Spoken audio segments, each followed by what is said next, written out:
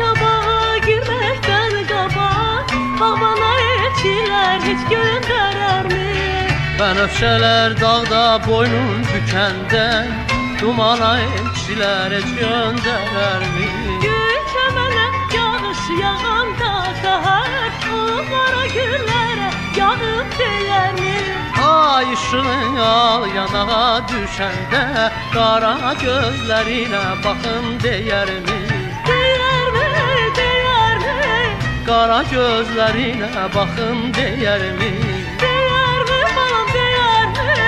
Qara gözlərinə baxın deyərmi?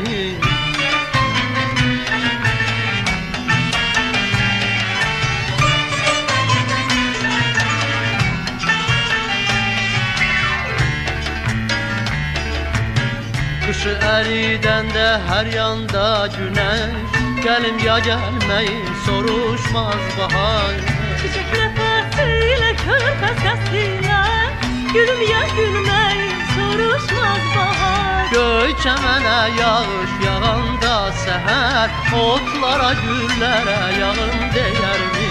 Ay ışığı al yanağa düşəndə Qara gözlərinə baxıb deyərmi? Deyərmi?